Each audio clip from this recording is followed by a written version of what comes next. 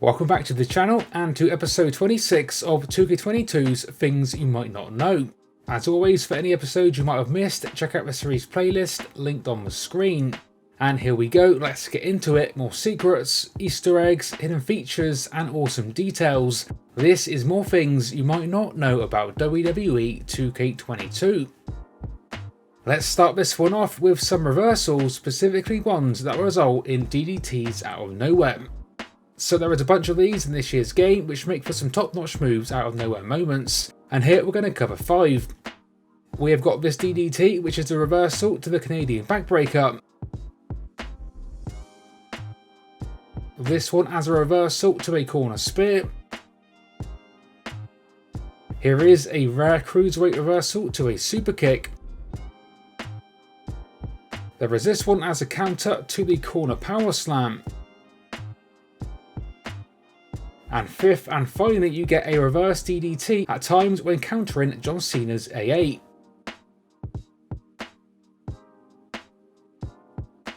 Let's now talk modded creations. There has been a bunch of these this year, from superstars to winning scenes, and today we have got something different that we haven't featured previously, which is modded voice taunts. So these were voice taunts that were in 2K20 that have been added back to this year's creations via mods. These include voice taunts for Matt Hardy, Paige, Kurt Angle, and Bray Wyatt.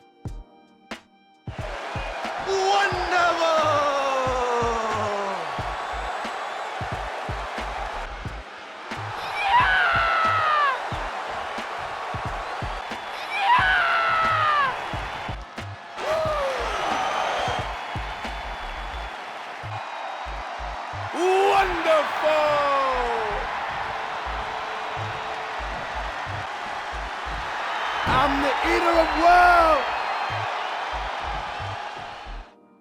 From modded taunts to now modded superstars, as next up a couple of modded superstars that we haven't covered yet following the 1.18 update. So firstly, we have got what seems to be an unfinished version of the NXT version of Sami Zayn featuring short hair and short beard, with this one likely to be fixed in a future update.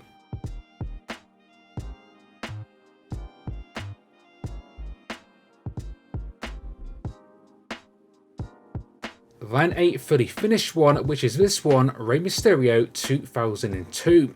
That is right, we didn't have enough Mysterios on the game already, we have now got another, this time the 2002 version. Compared to the 2005 version, this one features less body art, with his tattoo on the front not there, and the one on his back not as detailed.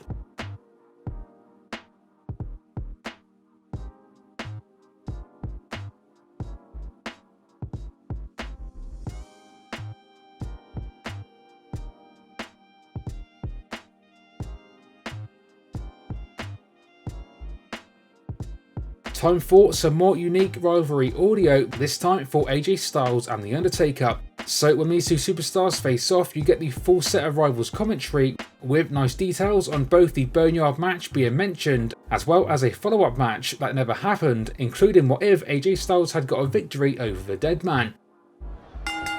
This should be one heck of a matchup. AJ Styles, The Undertaker, first faced off in the Boneyard match at WrestleMania. But it seems now that that wasn't the end of their story. It was only the beginning. Styles has been known to run his mouth, but when you run your mouth about The Undertaker, you have to expect you'll be getting a receipt eventually. Styles did with the Boneyard match, but now it seems like that receipt is actually going to come in perpetuity. A personal rivalry reignited here tonight between The Undertaker and the phenomenal AJ Styles. You might remember that Styles has called out the Dead Man before, claiming that he's become less of a phenom these days and more of a regular man.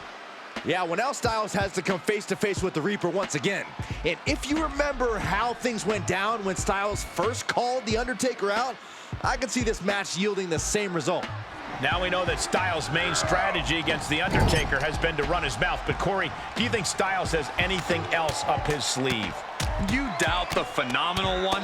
Yes, Styles talks a lot, sometimes writing checks his mouth can't cash, but he's still so versatile, so athletic, so agile in the ring.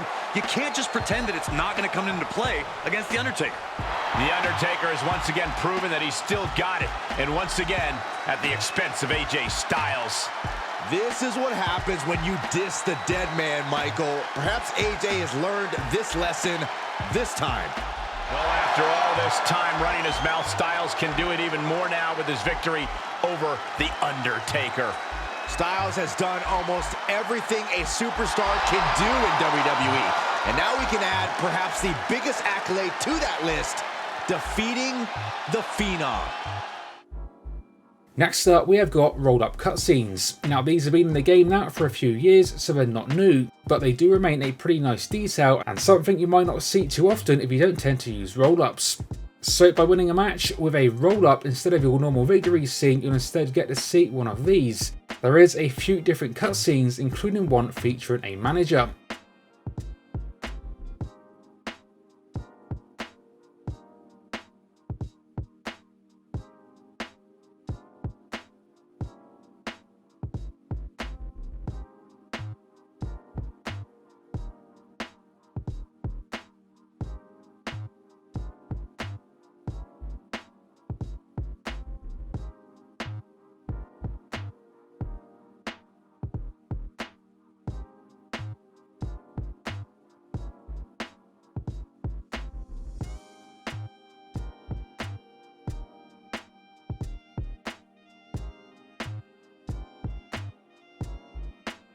Which brings us to the next thing today, a follow-up to those cutscenes, which is roll-up revenge via the retaliation option. So you'll get to see this option when you lose a match via roll-up, which when pressed will then trigger a cutscene, giving you the chance to drag your opponent back to the ring to get some revenge. Here is your winner, Rey Mysterio! Listen, he's not done yet. He's going to take this frustration out his competitor. I don't agree with this at all. Despite how this match ended, this after such a competitive match. All right, hopefully this little tantrum will get all this out of their system. You just can't act this way every time you lose. Oh, don't pretend like they didn't have this coming the way they stole that win. Last up today, we have got another always awesome superstar specific counter, with this one potentially the final one we're going to be covering in the series. So this one is for Ilja Dragunov, which is his step over knee strike, triggered as the counter to front facing finishers such as the Dude Buster. I'm sure you would agree, another top notch unique reversal in this year's game.